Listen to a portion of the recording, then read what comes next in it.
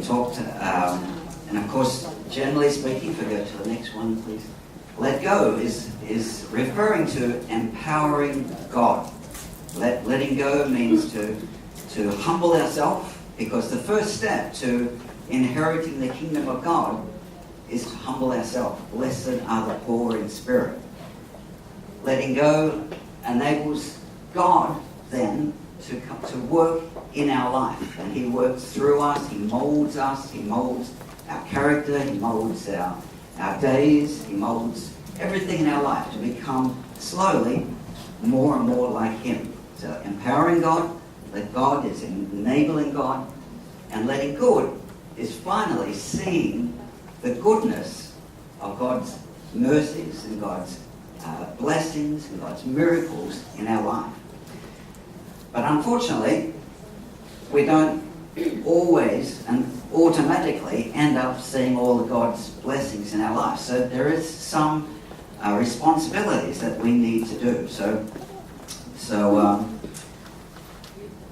What is it in your life that keeps you humble? Do you have a fear of God? Do you have a fear of being judged one day by God in heaven? We know that we cannot earn our way to heaven, but there will be a judgment for Christians in heaven. Well, we should all have a healthy fear of God. And I've shared with you in the past, in the mornings I like to monitor what the first thought in my mind every morning when I wake up. Is it a good thought? Is it a positive thought? Is it a thought about... Because it's important that we don't have negative thoughts when we throughout the day. Well, for me, I wake up in the morning, I have a shower, and different things happen in my morning that remind me of different things.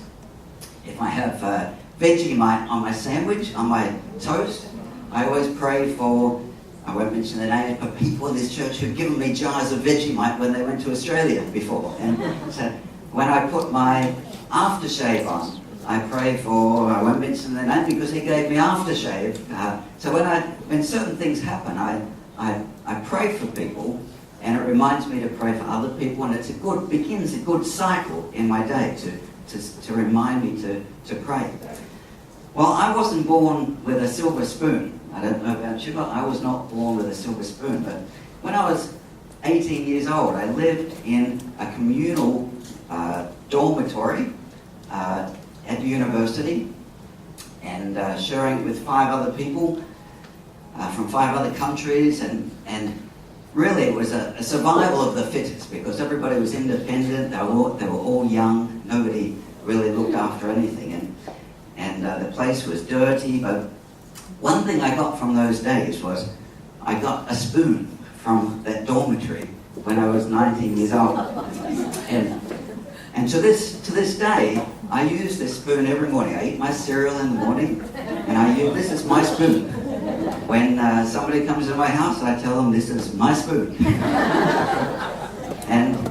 So I wasn't born with a silver spoon, but I had to steal my silver spoon. But when I use my silver spoon every morning, it reminds me that at that time I had nothing in my life. I married. When we got married, we had a broken suitcase and $400. That's all we had at that time. We didn't have money for property and all this that people would talk about and plan for these days. But 33 years later, when I use this spoon, it reminds me of that I was happy back then, and I was happy with nothing back then, and it's important to be happy with nothing, and to be happy with a lot, and to be happy with little. That was what that's what Paul achieved in his life. And so using this spoon every day just reminds me of my humble beginnings. And we all need to humble ourselves before God in order for Him to do His miracles in our life. So if we go to the next one. So as we said, how do we let go? We talked about being humble before God. We talked about last week about acknowledging that everything we have comes from God. When we start feeling too important about ourselves, we have to remind ourselves that anything of importance that we have or feel comes from God. You know, and it's very easy to say that, but you know, when during the week we're in a restaurant with some friends from this church, won't mention their names, and you know, put their hands up to ask for the waiter to come across, and the waiter, as waiters do in Hong Kong, they just put on a face and walk straight past. And then you could see that, you know, the waiter ignores you, and then you feel your heart tighten, you know, and why are they ignoring me? And then you yell a little bit, you call a little bit louder, and then they ignore you again, and then you start thinking about racism, and they hate my, you know, I'm the wrong colour or something like that. But this is all putting significance on ourselves. This is not us being humble. We don't know what's going through that waiter's mind or what type of day he's had or anything about his situation, but we need to step back and not be so eager to grab hold of somebody and to try and right a seeming wrong that we've judged the situation to hold. So how do we let God in our life?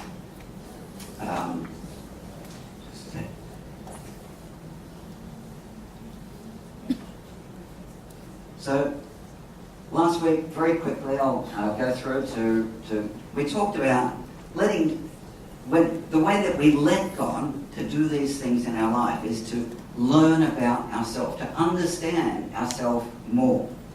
Last week we talked about the use of negative language. You know, in the past, I've used negative language when I wake up in the morning. You know, I can wander around going, I'm unhappy or I'm depressed, when actually I just woke up and I'm not unhappy. I'm not tired, but we associate sometimes tiredness with being unhappy or tiredness with being depressed. I don't know, maybe it's just me who does this, but you know, it's like we're on a roller coaster ride subject to our emotions. And the way that we start to get off that roller coaster is we need to let go by understanding ourselves so that God can come in and change those bad habits. So, you know, some people say, I don't know about the US, but in the UK they say, if it's raining, then people say, oh, I had a very depressing weekend because it was raining. Why does the weather affect our mood? You know, the weather shouldn't affect our mood. Sometimes we use, if you hear words like always or never or you know, you're always a bad influence, or you're never good enough, or then we need to stop using these words to ourselves and stop using these words to other people, because there's always an exception. Someone's not always bad, but we constantly want to you know, make ourselves feel better by putting other people down, by using extreme words. So listen to the words that we use. And if people are using those words on us, then we need to beware of those words, because when we're in that negative frame of mind, it draws our energy away. It constrains our ability to be everything that God wants us to be. And it saps our confidence and destroys the confidence of other people. So controlling the language that we use and controlling the words that we use is very, very important. You know, I like fishing. I'm from Australia. I used to go fishing a lot. And have you ever tried to pick up an eel? Do you know what an eel is? So, you know, eels are slimy. They're very, very deceptive. You think you've got it under control, and he'll slip away. And I remember, you know, catching an eel one night. He got in the fishing line and all wrapped around everywhere, and I spent hours trying to unwind it. But you know, one thing that's harder to hold than an eel The one thing that's harder to hold than an eel is, if we go to the next one, next one, is your tongue.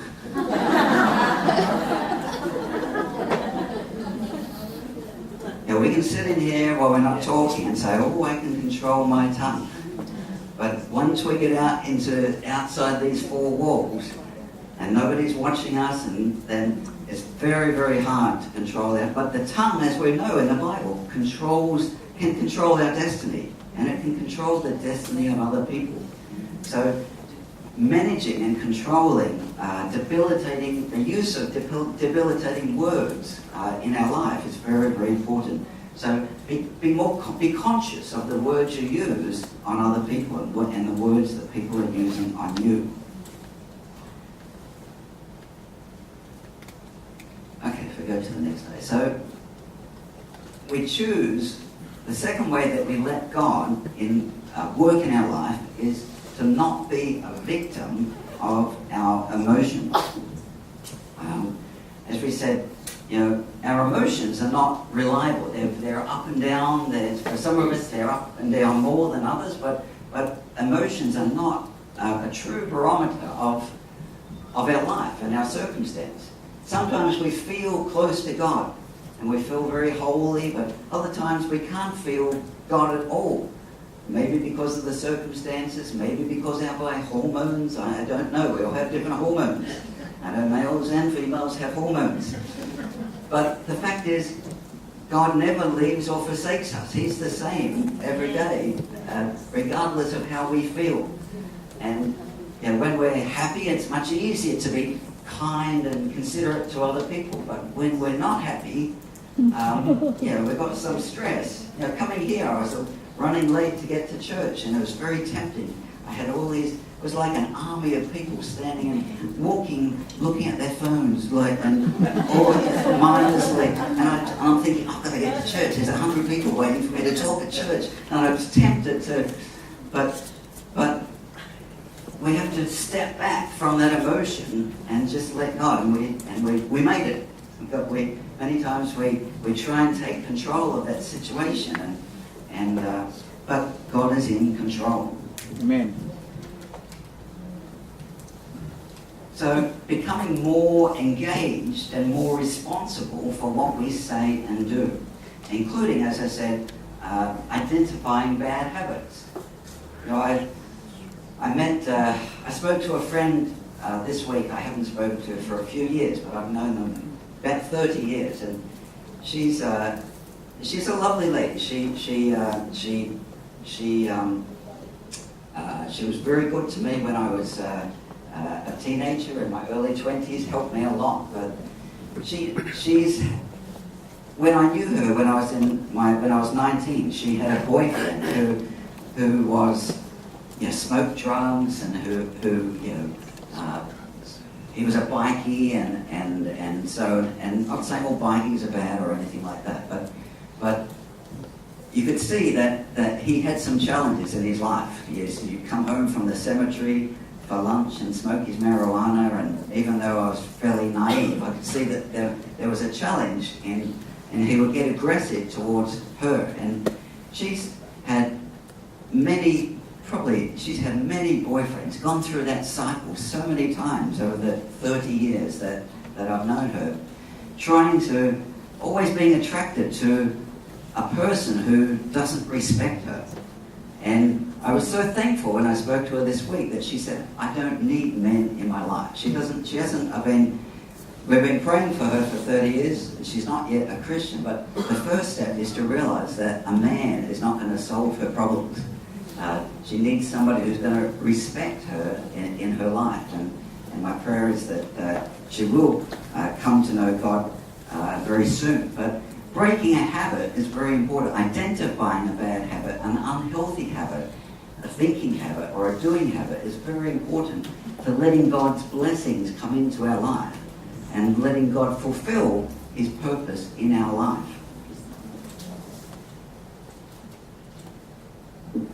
If we go to the next one.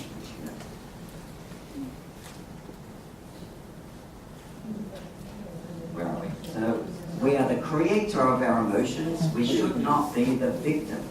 If we see that we're being the victim of our emotion, then we need to step back from that situation and ask God to reveal to us what's really going on, so that we don't become a victim in that situation. We all feel, I don't know about you, but that our use of time, the wastage of time in our life, can be tremendous. We all like to think that we can be, if we go to the next one, that we can be Mr. and Mrs. Incredible. If you haven't seen, this week we went to see Incredibles 2. I had Wednesday morning off. Actually, the movie's only $50 on Wednesday morning, so very, very good. So we went to see Incredibles 2, and they lead a perfect life. They lead a life where they're superhuman and they get things done. But one of the weaknesses that they have, and one of the weaknesses that some of us may have, I'm not saying anybody, but I have one of these weaknesses, is that Mr. and Mrs. Incredible, they became victims of, if you go to the next one please, the screenslaver. If you haven't seen Incredibles 2, what happens is that this person who puts on some goggles, I won't tell you who it was, but starts to control them, and that's how we are. It was making a mockery of the computer in my mind. That was my interpretation. As we get on the computer, we may have we may have a very righteous goal on the computer, but we get on there, then we go here, and then we see another link, and we follow another link, and 3 hours later we wonder how on earth we got to that place. We become enslaved in our lives by the computer, or by, it can be TV, it can be, the shows on TV. We're just yearning to. I was amazed that 2 hours watching this movie went so fast. But try reading your Bible for 2 hours and compare how quickly the time goes.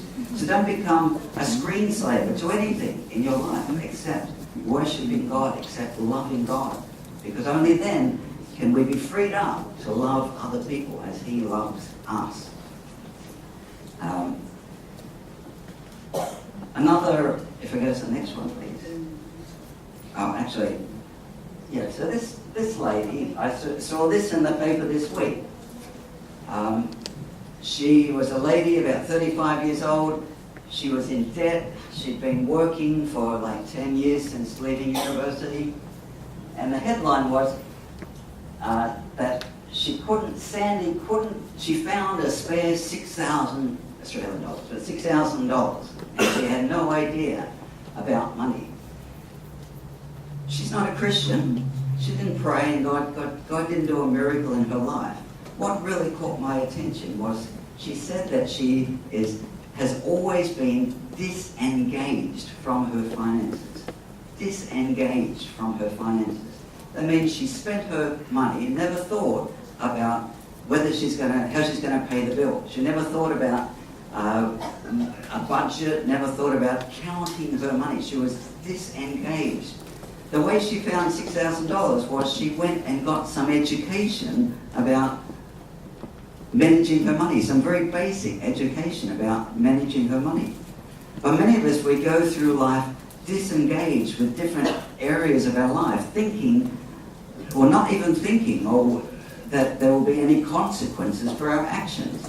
But there are consequences in our finances if we do the wrong thing. There are consequences in our health if we do the wrong thing. We need to be more engaged in what we're doing, and more engaged because God gave us a brain. We're not an animal, and He gave us that brain to be able to be everything that God designed us to be in our life. If we go to the next one, please. The last one is to have an attitude of gratitude, not a bad attitude, but an attitude of gratitude. And of course that's one of the secrets to to being able to be happy in life, to be joyful in life. We looked at the two cups last week, the large cup and the small cup. And the last one, how do we let God? If we go to the next one.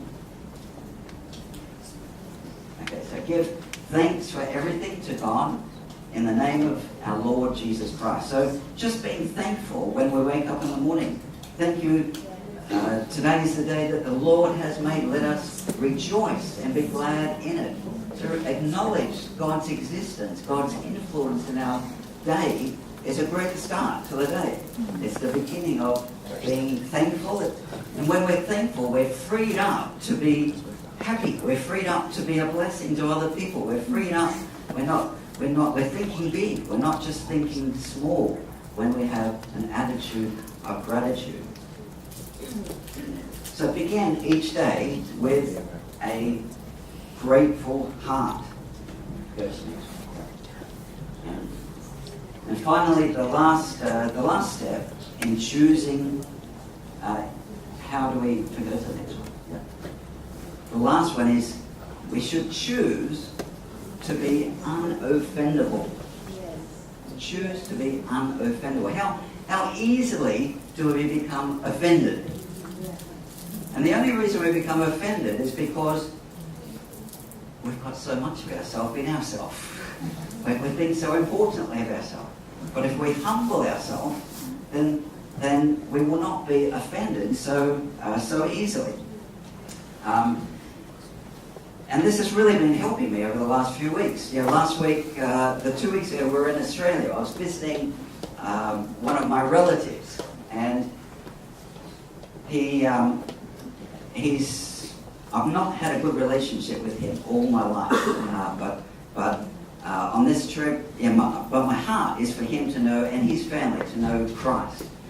And I was very thankful on this. We spent the day with him, and it was a very nice visit. It was a very nice time that we spent together. And there were no fights, there were no disagreements, and this is the first step to developing a relationship to lead him to Christ. And at night time, we're sitting down with his wife, who's also a lovely lady. She works in a very simple people, works in a shoe shop, has worked in a shoe shop for 26 years. And then we're just having a nice conversation around the table. And suddenly she said, this very lovely lady, she said, I get so upset, she said, when these foreigners speak their languages around me, she said. She said, I get so angry, she said, when I'm sitting on a bus and foreigners don't speak English. They speak their funny language between them. And I'm looking at her, and I'm looking at her husband, my brother. I'm looking at my wife, who's Chinese, and my two daughters who speak 3 languages.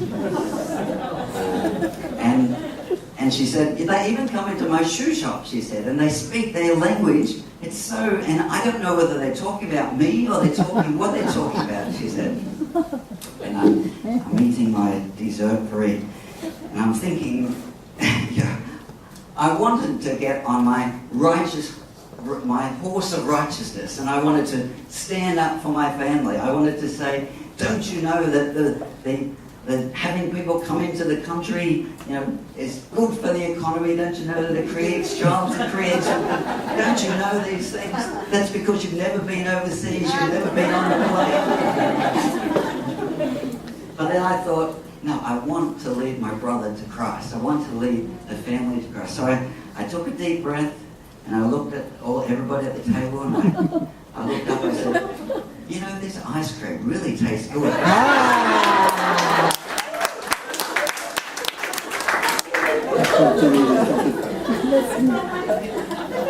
Sometimes we've got to leave the battle to God. We've got to pick the fights that we want to fight, but leave the battle to God. Because I knew if I spoke up, I wouldn't be invited back to that house again. We've gone 10 years without talking up until last year. So we have to really, when we feel that anger, when we feel our heart being constricted, we have to step back from the situation and just let God, just trust God in that situation. Yes. I'm more interested in the salvation of souls than the sale of shoes, I said.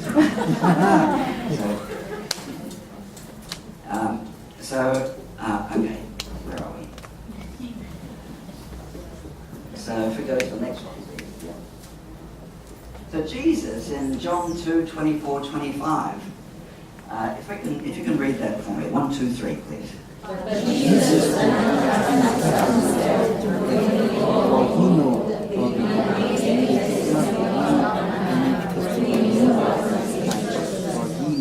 So Jesus was never insulted or was never offended by anybody in the Bible. Jesus was never offended, and because he knew the nature of people. He knew in this verse he's talking about he didn't trust the people because he knew the bad nature of people.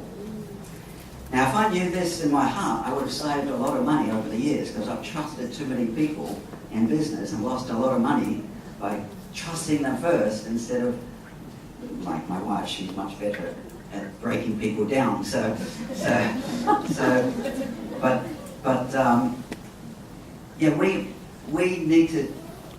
We need to understand, as God understands, the nature of people in the world. People are not perfect. Do we get surprised if a politician lies to us? No, we don't. Or maybe we should. But do we get surprised if a pastor is unfaithful to his wife? We would, but we shouldn't, because pastors are human too.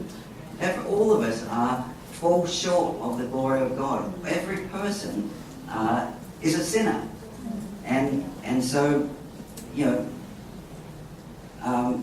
we shouldn't believe that somebody can't steal from us, because it's good to trust people, but people take advantage of that trust sometimes. So God knew the weakness in human beings, and if we understand that about ourselves, and we understand that about other people, we'll be more loving and less offended by the actions of other people.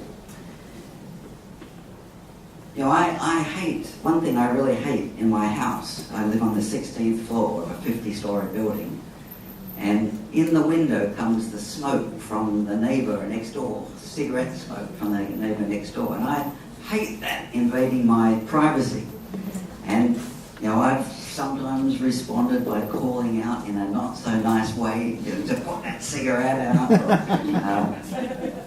But it doesn't work. So all I can do is step back and close the window and maybe pray for that person. That's ideally what I would do. But we're so easily offended by what people do around us. But conflict is not exceptional in the world, but peace is. And as Christians, we're designed and empowered to live in peace with other people. And that's how we become salt and light in the world. Worry is not exceptional in the world, but trust is exceptional. So we need to step back and trust God because He is in every circumstance. Destruction of relationships is not exceptional in the world, but restoration of relationships is exceptional. And we need to be able to step into that shoe to restore relationships around us because of God's restoration of us and our soul. Anger is not exceptional, but gratitude is exceptional. So next time we have a bad attitude to somebody, replace it with an attitude of gratitude. Selfishness is not exceptional, but sacrifice is exceptional, as that very wise lady said earlier on in the talk. So again, when we let God, we put down our own defenses, then we become less offended by what is happening around us. So, and finally, if we go to how do we let good? Well, we let good when we remove the blinkers in our life so that we can experience and see God's amazing grace, God's mercy in our life, God's blessings in our life, and the miracles in our life. But sometimes we're so much thinking about ourselves, so tied up in our own thoughts. Have you ever walked, so many times, I can walk down the street of Hong Kong. I did it this week. I walked from my office to the train. And I honestly, I can't remember one person or one thought that I can't remember that walk. It was like 15 minutes. But I was so in myself that I wasn't noticing what was going on around. There could have been a dead body or somebody laying on the ground. I wouldn't have seen it. But we've got to get out of ourselves. Love God with all our heart, soul, strength and mind. So we don't love ourselves. We're not so caught up in ourselves.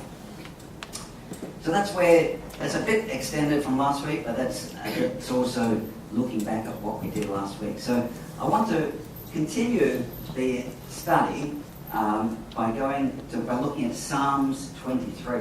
And I'm going to look at Psalms 23. It's one of my favourite chapters in the Bible. And I'm going to look at it in the context, if we go to the next one, of letting go, letting God, and letting good. So if you would like to turn to Psalms 23, please go ahead.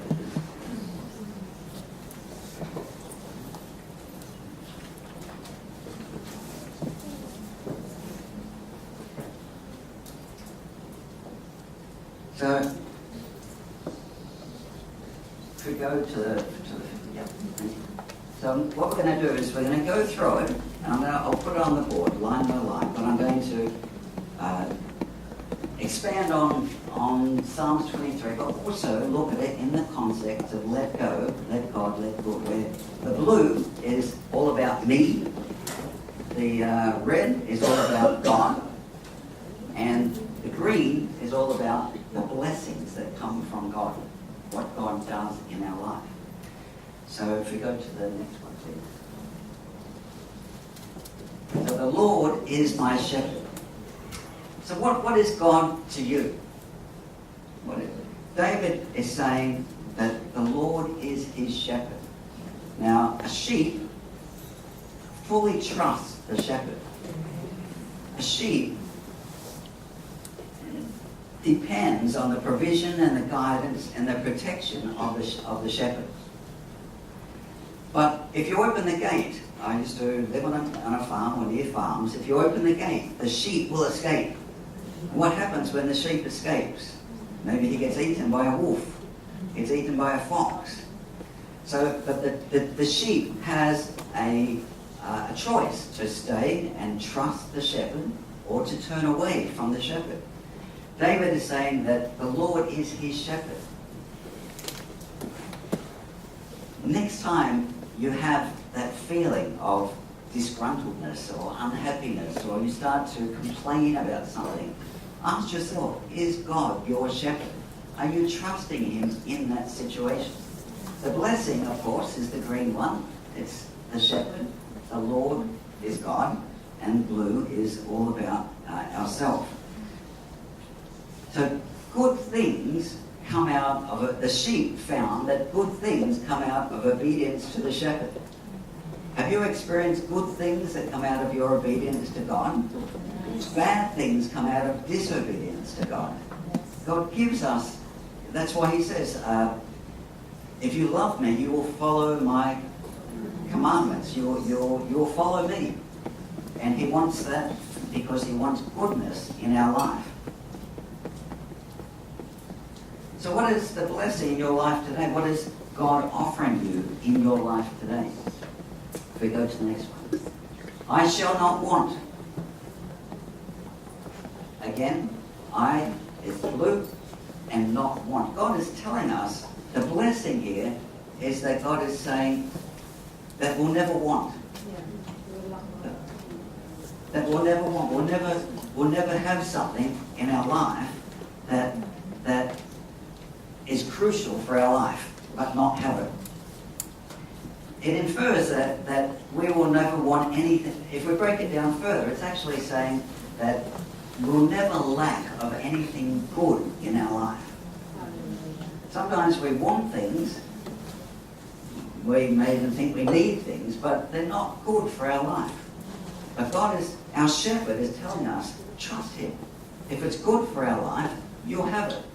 If we don't have it today, we still trust him. Maybe we'll have it tomorrow. But maybe he's saying, it's not good for your life today. Maybe you're not ready for it today. Maybe you don't have that boyfriend today or that girlfriend today because you don't know how to love that person today. Maybe you need to work on your relationship and how you love other people, and then God will open that door for you. Otherwise, you end up in a difficult situation.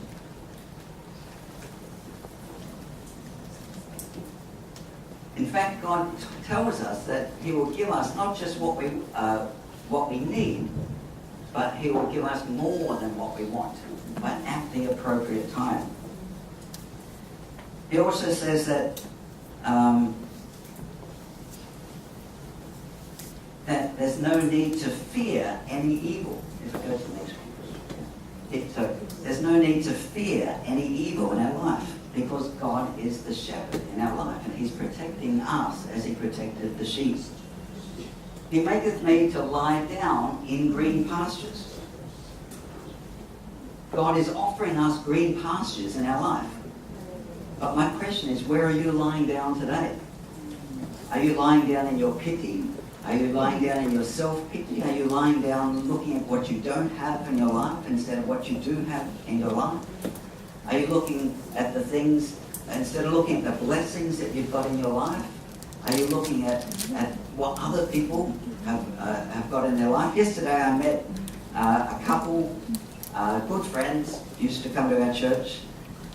He was telling me that he no longer goes on Facebook. And the reason was because when he went on Facebook, he was becoming jealous of other people, competitive of other people. He would look at their happy photos and imagine that their life was perfect. And I was really happy that at least he recognized, and at the same time, his marriage was struggling. He has children, and they've been married about 10 years, maybe 15 years. But I was happy that he corrected his bad behavior. He saw the source, he saw the danger, and he no longer goes on Facebook. And instead he spends that time to invest in his relationship with his wife. So we need to change the way we're doing things. If things are not working, don't just keep on doing the same thing and ask God to do a miracle in our life. So what are the blessings in your life today? What are the things that you're thankful in your life today? I'm sure you could write, if you thought about it, you should be able to write dozens of things that you're happy about and thankful for in your life. And many times the things we should be thankful for are the things we don't even know haven't happened in our life, because God has protected us as he keeps the wolf outside the pasture, outside the fence. The sheep don't even know about the wolf until they go out through the gate, through the open gate. So think about and be grateful of the green pastures in your life today.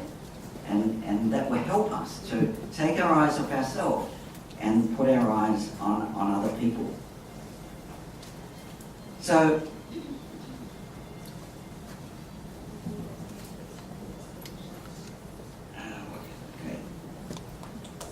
so he leads me besides the still waters.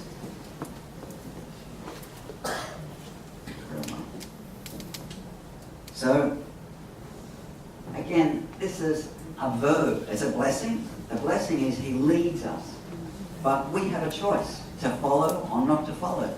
God doesn't drag us through the mud. He doesn't drag us on the ground. We have a decision and a responsibility to let go of what we're working on, let go of ourselves, and allow him to lead us through that still water, to help us in that situation. But sometimes we we even though we're in a situation and it's uncomfortable and it's difficult, we want to hold on to it. We're afraid to trust God. Yeah, last week I told part of the story of how I lost my job in Japan, and I had a job as a treasurer of an investment bank in Japan 15 years ago, and I tried to hold on, and I lost sleep for 6 months, and finally finally on my hands and knees one morning I realized that it was a miracle how things were changing, the circumstances, the doors were closing. And when I realized it was a miracle, I realized God was behind it. So that allowed me to resign from that job. And we bought furniture because we thought we were going to leave Japan and go back to Australia.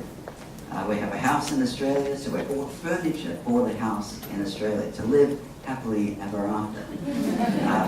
But about 2 weeks before we were to get on the plane, we had 2 young children, I had no job. 2 weeks before we got on the plane,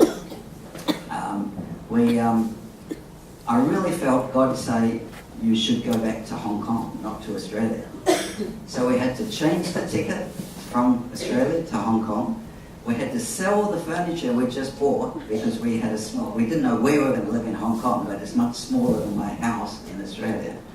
And we arrived in Hong Kong with 2 young children, 2 and 5 or thereabouts, and no job. And it was a risk. Sometimes we have to take a risk with God. I remember walking to the back of this door here. Nobody knew I was coming to Hong Kong or coming to church on that Sunday. And I stood, the door was open, and people were facing this way as they're doing today. And I saw a friend, the back of someone's head who I recognized, and the words came into my heart, into my mind. It's good to be home. And I believe those words came from God.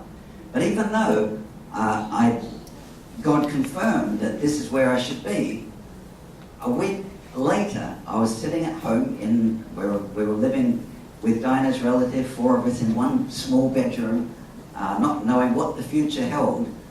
And a headhunter in Japan sent me a message and said, I've got another job as a treasurer for you in Japan. So will you want to come back to Japan and work in another investment bank, another highly paid job in Japan? And I tell you, I struggled with that decision. Number one, we just arrived here, but I had no certainty, no guarantees of anything here in Hong Kong, except God saying, it's good to be home, and feeling that God led me to Hong Kong. And the hardest thing I had to do was to hit that send button and say no to the headhunter, that I don't want to take that job. I don't want to go for an interview in that job. And since then, it hasn't always been easy, but God has blessed me tremendously in the last 15 years after making that decision. I'm where I never dreamed of being today. But sometimes to be led to the still waters, we have to take a risk in life. But deep down, it's not really a risk. It's a risk because we can't see the circumstances. But if we know God's promises in our life, He's already given us the answer. It's just around the corner. We just have to hold on to that difficult circumstance in our life, and He will bless us to lead us to still waters. Is everybody with me today? Yes.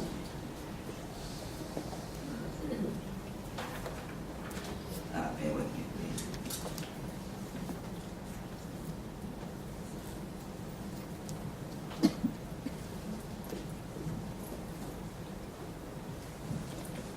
Okay, if we go to the next one, please. So He restores my soul. Again, my soul is all about us. And the blessing, what is the blessing? The blessing is He restores. And that, where does it come from? It comes from God.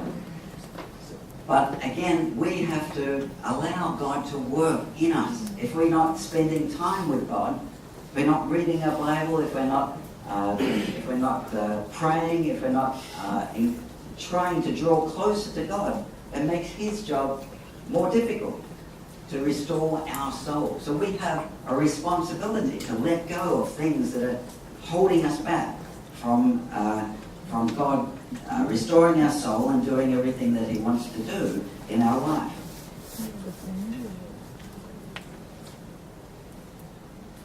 Even David, as we know, David was not perfect. When he sinned against Bathsheba, God sent Nathan to tell him, "Thou art the man." God restored David's soul. Even though David was a man of God, a man after God's own heart, he was not perfect. But he turned back to God, and God restored his soul. But he had to turn back to God. He had to repent, tear his clothes and repent what he'd done. If something is holding you back from the green pastures in your life, I encourage you to look what it is. It's probably yourself that's holding you back from God's blessing in your life.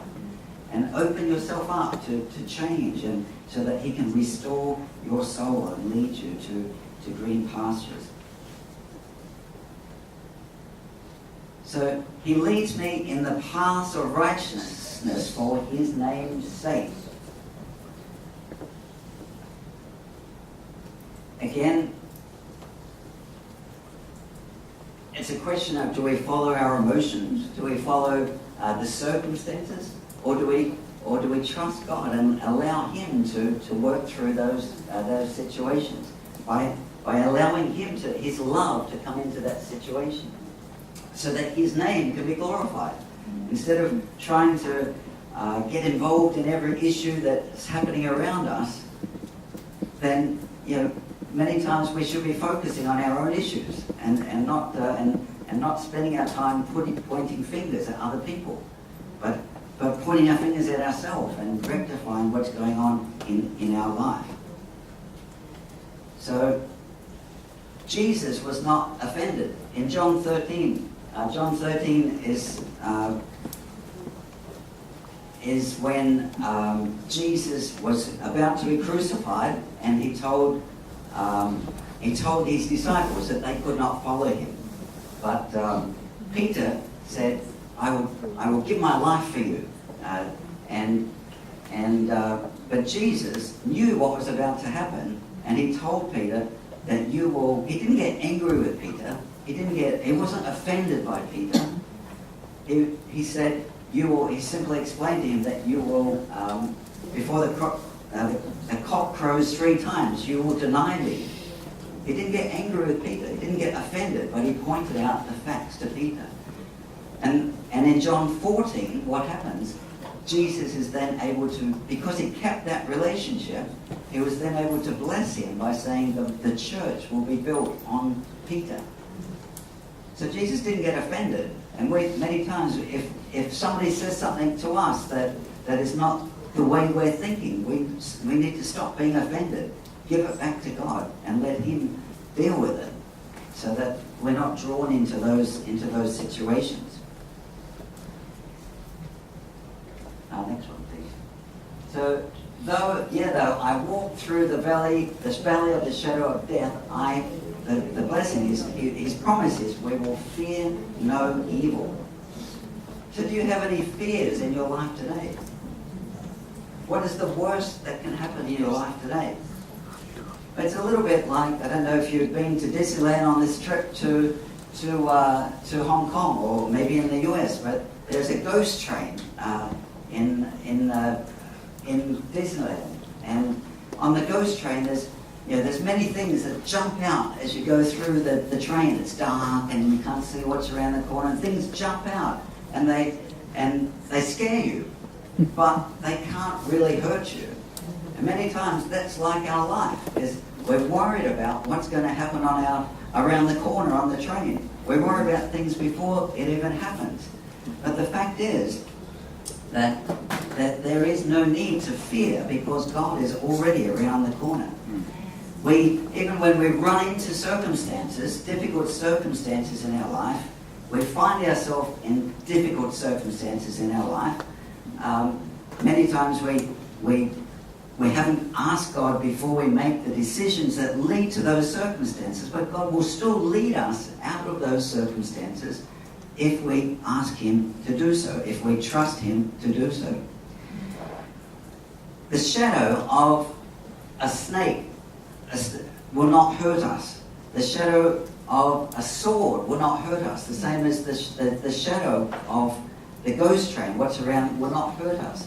So we shouldn't let the fears that come into our mind or the worries that come into our mind take our eyes off what we're really trying to do in our life. And we need to continue to hold on to the goals that God has for us in our life. When we die to ourselves, then this is fruitful for growth in our life. I said it again. When we die to ourselves, then it's fruitful for life, because who is feeding that life to us? When we deny ourselves, we pick up the cross and we follow Christ, we're saying less of me and more of God. And that's fruitful for our life. Doesn't mean we start being lazy. It doesn't mean we stop having responsibility, or that we we work with God. And when we team with God, then we're better than when we do it on our own, because God can take us further than we can even dream about. Go to the next one, please.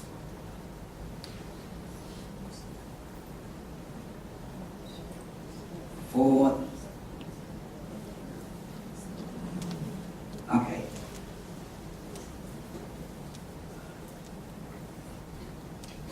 Interestingly, for thou art with me. God is always with us. As we said, he never leaves, he never forsakes us.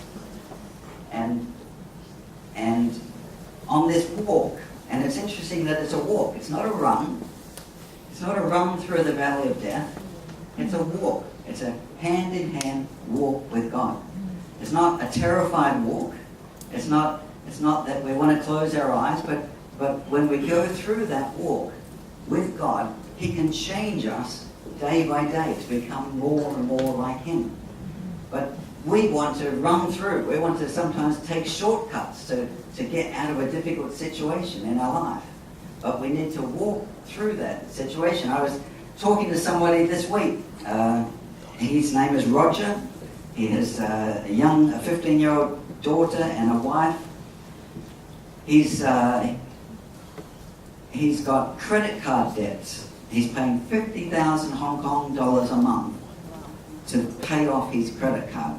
He said after 2.5 years, he will have finished his paying off his credit card. And he, at the same time, he's lost his job and his daughter's international school registration, and the cost of that needs to be paid next month. So he was talking about going into bankruptcy. His friends are telling him to go into bankruptcy. And I was explaining to him that, and he knows that for a Christian, it's not an option. It's not biblical to go into bankruptcy. He wants to pay the debt back. He's also borrowed money from friends in the church, not our church, but he's going through a very difficult situation. But he realizes that there's no shortcut. He doesn't want to go into bankruptcy. And I was helping him to restructure the debt so that at least he can pay, maybe save some interest, and the bank can get some of their money back, and he can not go into bankruptcy. But some people, I was happy that he didn't want to take the shortcut. He was walking through the valley of death. He didn't want to take a shortcut. He didn't want to do something that God didn't want him to do. He was willing to take the responsibility for his decisions. The easy thing to do would go into bankruptcy, 3 years later, whatever it is, come out and do that bad cycle again and learn nothing from. But he's learning now to budget. He's learning now to count his money. He's learning now so that he's 54 years of age. It's time to learn. Don't wait until you're 54 to learn how to manage your money. So, thy rod and staff, they comfort me. So, of course, this is the same rod that the shepherd drives away the lions, and the shepherd drives away the dangers that threaten his stock. But how, even though God, we know that God is there protecting us. But our tendency is to take that rod from God and beat up other people. Now God, we are much better, or not better, but we're much more adept, or much more willing to seek revenge from what other people do, to balance other people's wrongs than God is to balance our wrongs. We want to take the rod that God is protecting us with and beat up other people. Yeah, we keep memories of things that people have said to us in the past for years and years. We don't let it go. We don't forgive. But we need to forgive as we are forgiven. God forgives. Our sin has gone as far as the east is from the west. We need to forgive the same way to other people. Not take that rod and start beating them up. Not start putting other people down to make ourselves feel better. So we always want to redeem. We always want to get payback. When all we need to do is to let go. If we let go, God will deal with the payback. And we find out how He does that later in a few lines' time. If we go to the next one, please.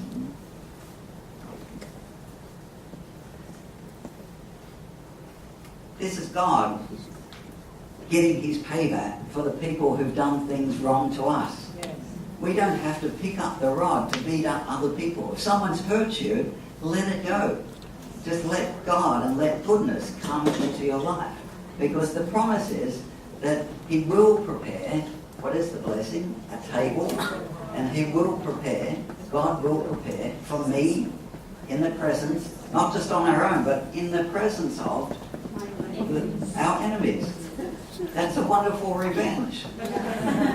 But let's leave it to God. Let's just let go of anything we have against other people so that He can help us to be a blessing to them. Many times I've wanted, I think, I talk with clients, and I must admit, probably most clients at some point in my life, in my mind, I've wanted to dismiss them. In my mind, now I just want to get up and walk out of here. I don't need your business. I have to admit that. But thankfully, I've swallowed my pride. I've got through that difficult situation, and we've been able to have many blessings, many blessed relationships over the last 15 years. But there's always a time when somebody irks you. They say something or do something or look something or smell something that irritates you. But recognizing and stepping back is the first step to being able to bless them in the future by maintaining the relationship and maintaining the love that we have for them.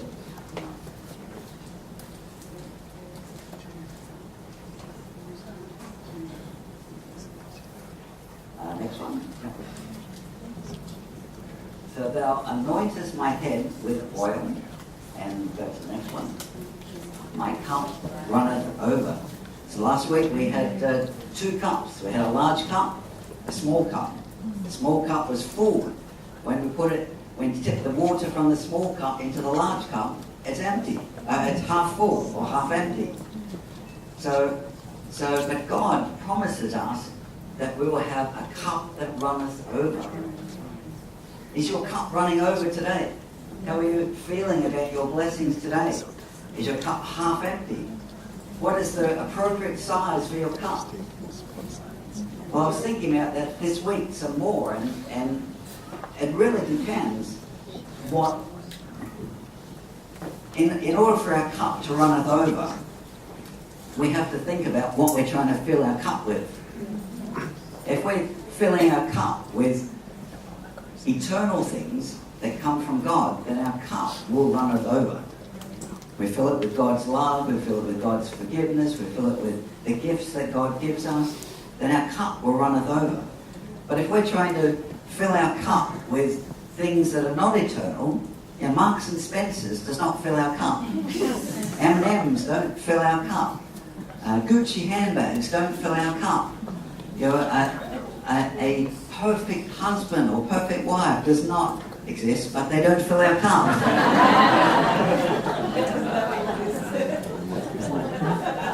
So what are you trying to fill your cup with today?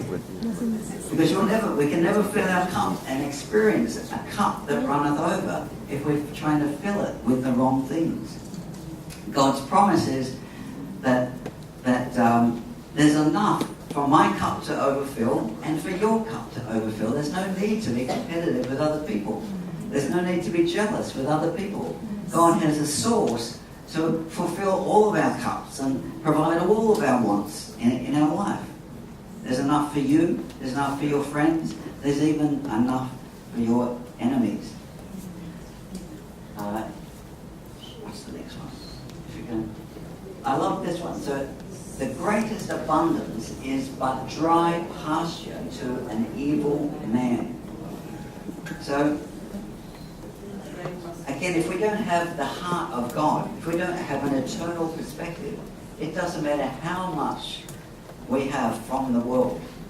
Despite the promises of the media to tell us how happy we'll be if we just have a better job or more money, it doesn't work. There are many, many, many unhappy millionaires in the world. The greatest abundance is but dry pasture to an evil man. And none of us here are evil men if we have a relationship with God, but we need to be careful what we're trying to fill our cups with. Fill it with things, eternal things, things that cannot be stolen, cannot be taken, cannot be eaten by moth. Fill your cup with the appropriate things. Proverbs 5:15 says, "Better is little with the fear of the Lord than great treasure and trouble therewith. Better is a dinner of herbs where love is than a stalled ox and hatred therewith." Okay.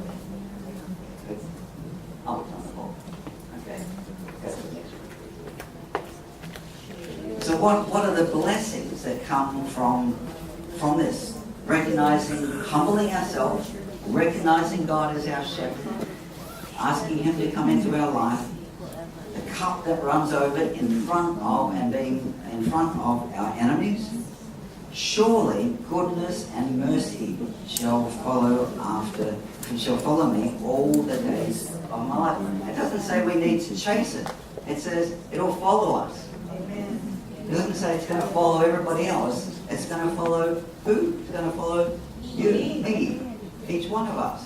If we simply recognize and trust God that He's the shepherd in our life.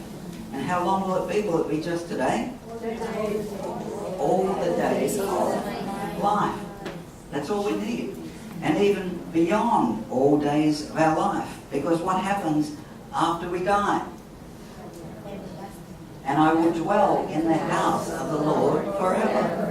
So it's for eternity that God will have this, enabling us to live and lie down in green pastures for eternity. What more can we ask for in life? But it all starts with us to humble ourselves first. Maybe some of you today are in the valley of death. Maybe you're in the valley of death in terms of your finances. Or maybe you're in the valley of death in terms of your relationships. You're just not seeing eye to eye with somebody important in your life. Maybe you're in the valley of death in terms of your health. The doctors have given you a bad prognosis. How do you get out of a valley? How do you climb up a mountain? You put one hand up to grip onto the rock. You put another hand up to grip. But what we do in the kingdom of God is we don't grip. We put our hands up and we let go. We let go of our understanding. We let go of ourselves. We let God come into that situation. That's how we get out of the valley of death. If everybody could stand up, we have the worship.